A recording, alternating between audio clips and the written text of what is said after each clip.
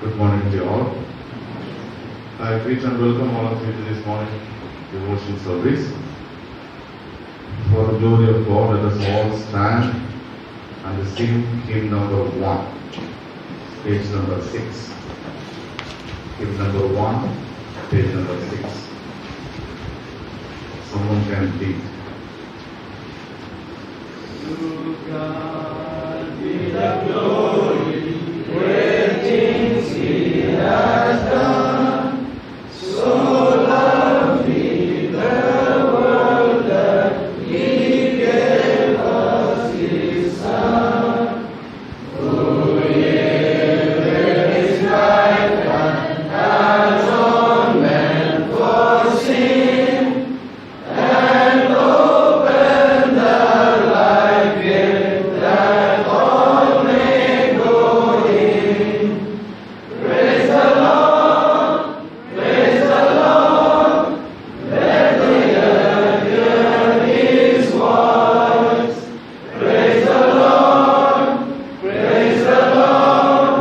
let the people rejoice.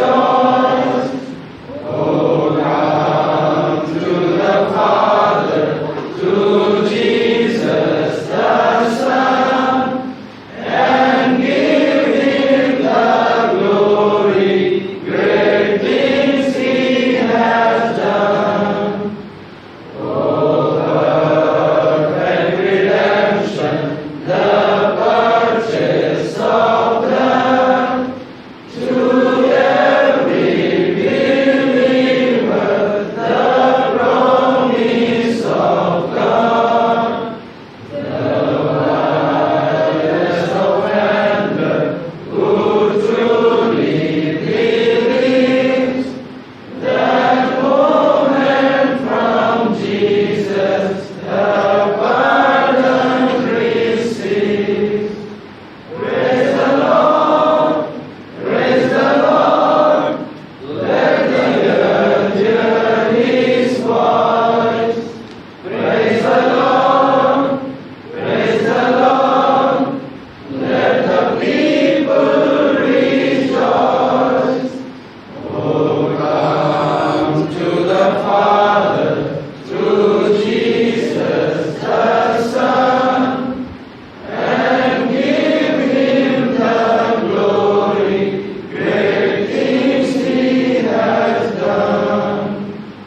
Great things He has taught us, great things He has done, and greater rejoicing through Jesus the Son. But purer and higher and greater will be our wonder of transport when Jesus we see. Praise the Lord, let the earth hear His voice. Praise the Lord, let the people rejoice. Oh, come to the Father, through Jesus the Son, and give Him the glory, great things He has done. You may be seated.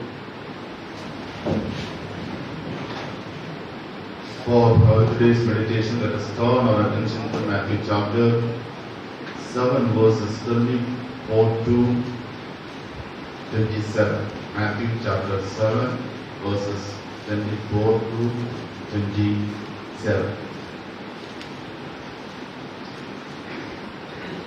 I will read for you. Therefore, everyone who hears these words of mine and puts them into practice is like a wise man who built his house on the rock. The rain came down, the streams rose, and the winds blew and beat against that house. Yet it did not fall, because it had its foundation on the rock. But everyone who hears these words of mine and does not put them into practice is like a foolish man who built his house on sand. The rain came down, the streams rose, and the winds blew and beat against that house, and it fell with a great crash.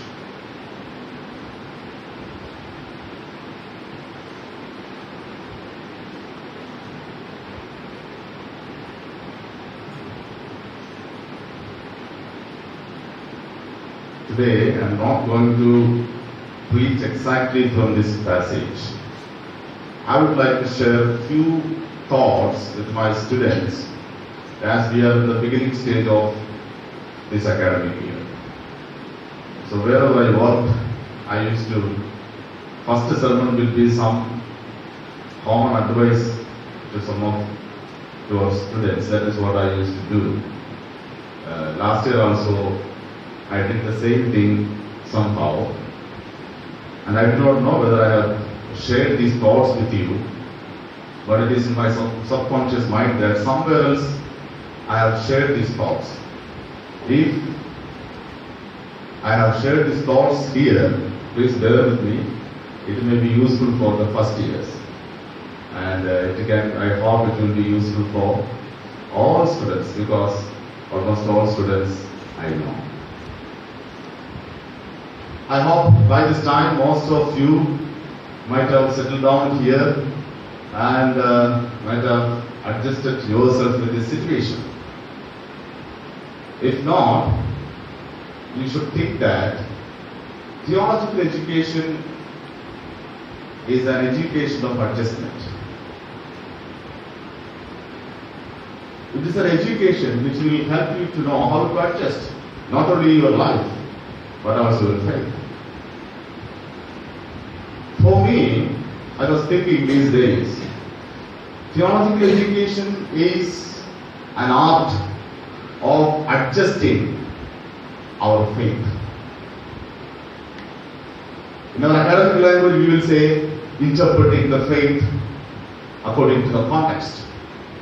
In a simple way, we can say we are adjusting our faith according to our taste, according to our interest, according to our need.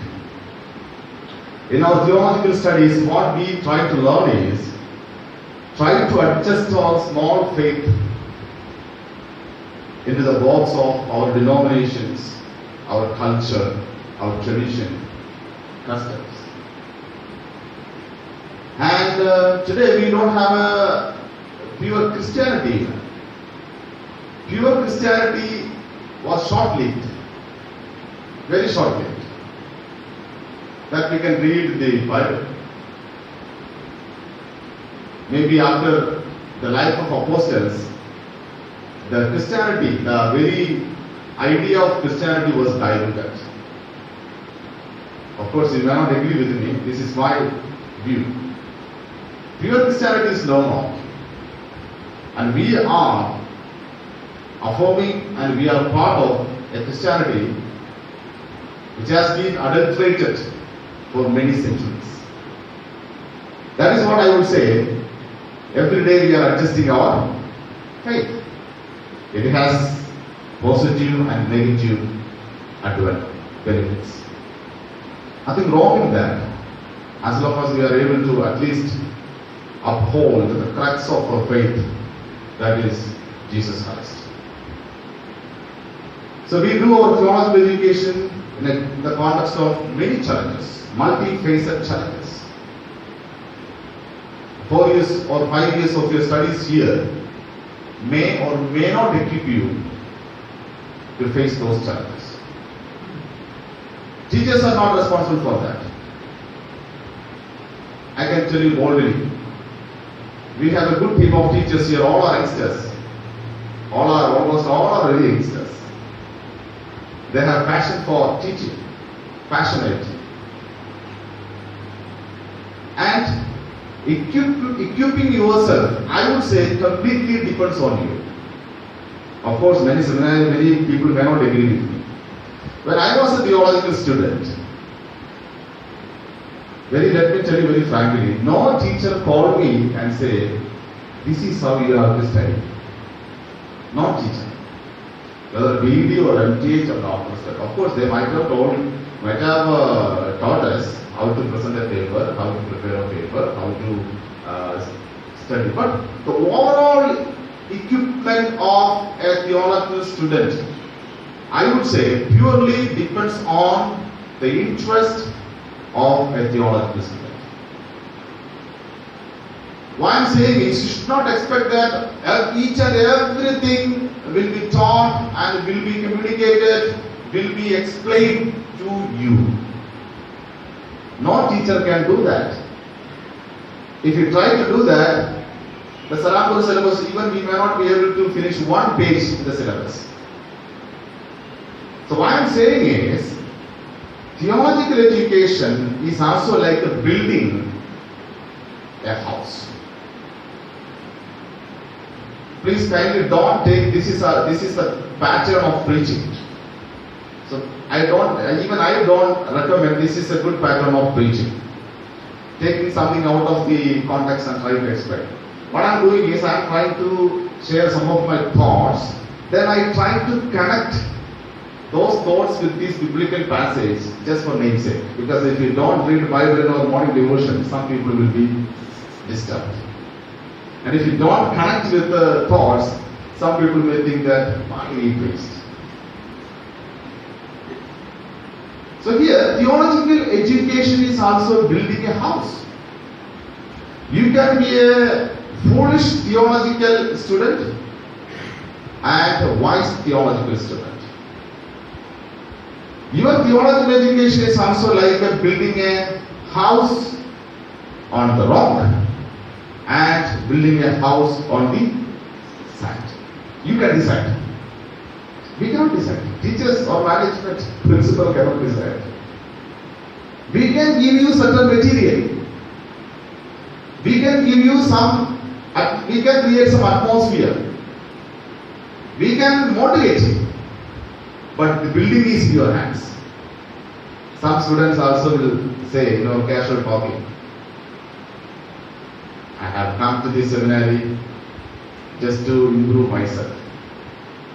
Just to improve the language. Just my parents said. Just my sponsor said. For us, no problem. At least we have more students, that is good already.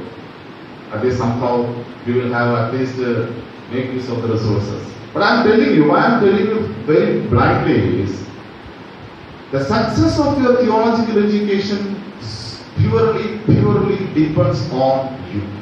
You can decide whether you want to become a successful builder or foolish builder. You can waste your time here, waste your resources here, and empty your parents' pocket also. It is not going to affect me personally. It is not going to affect me. If your parents come to the seminary and say, I have spent this many crores of this many lakhs of rupees for the education of my son or daughter, very frankly speaking, my mind will not be pricked. Then I will tell to that parent, you are foolish. Why did you spend it? You should have advised your son or daughter. So what I am saying very clearly is, one should know what I am doing and whether I am a foolish or a wise builder. So how can I become a wise builder in terms of theological education? 3 thoughts I would like to share with you. First of all, one should do theological education with a purpose. Do theological education with a purpose. When you are here, one should think that what I am going to do with my theological education future. How I am going to make use of theological education for my future ministry. Of course, I am not saying some people may come to this institution with in order to become a pastor, maybe in the end of the academic year or end of the course, that person can think that I may be competent enough to be a good teacher. That is fine. But what is your purpose right now? When you decided to do theological education, when you decided to go to seminary, what was the purpose in your mind? Is it to take care of your parents' church? Is it to become a good teacher? Or was it to become a good pastor? So if you don't have a purpose, your theological education will be like a foolish builder who built his house on the sand. One must have purpose. As some philosophers and scholars will say, purposeless life is waste. Purposeless life is utter waste. We all have some aim. Whether we are able to achieve or not, that is different case. Some kind of purpose in our lives, personal life. The same way when we do theological education, there must be a purpose. You should set a purpose. This is the purpose, this is the aim I am going to achieve with my theological education. Then what is the use of keeping a purpose? If you have a purpose in your life and in your theological education, that purpose will make your theological education active and dynamic. That purpose will motivate you to complete your education successfully. One has to set a purpose. Whatever purpose you set, that doesn't matter. But in order to achieve the purpose, you need to do theological education. Then you may ask, how? See, suppose if you want to become a competent theological teacher, you will not be a successful teacher if you simply copy a paper from your seniors and present. If you cannot become a competent teacher if you don't read newspaper every day. You students cannot become a competent teacher if you don't have extra reading. We all are teaching here not simply with a C- or C+. We all have passed high second class and first class. We just ask any teachers. Nowadays the trend is whether you pass with the C- or C+, everybody wants to become a teacher. Therefore, the theological standard of theological education, quality of theological education has come down. One example I have given. If you want to become a teacher in a theological stream, you need to prepare now itself. Reading, writing, reflecting, spending quality time in reading, writing. If you want to become a pastor, try to read and reflect. How can I become a successful pastor? You cannot become a successful pastor if you are trained at a Bethel Bible College or if you are trained under a senior pastor. No. If you are not using your potential, your resources creatively, you cannot. This is the time for you to do that. Second, do theological education with a commitment. If you don't do theological education without commitment, you will be like a builder who built house on the sand. Commitment is very much important. Commitment I mean commitment to do even a small assignment, even a small one-page reading report. I am not saying simply attending chapel classrooms enough. No. Whatever you do, whatever assignment, whatever coursework, whatever campus work we do, we need to do with a commitment. If there is no commitment, your theological education will be waste. Then you may ask, what is the use of commitment, sir? I will say, commitment will reward you in future. The time you spend here, suppose if I say everybody is playing, I am not simply sitting in my room and read. I will tell you, the time that is spent you wisely definitely will reward you when you are in the ministry. That is the result of commitment. Commitment will definitely reward you today or tomorrow. And commitment also will take you to another level of your growth. If you are not committed, forget that you will grow. No. Of course, shortcut will be there. But that shortcut will not last for a long time.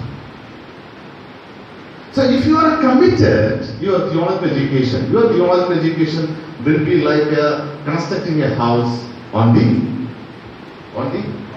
rock. So the committed theological students definitely will become successful pastors, successful teachers, successful leaders, successful trainers. Then if I don't use another term, you will be upset. Successful bishops also maybe, because many of you are deserving for that.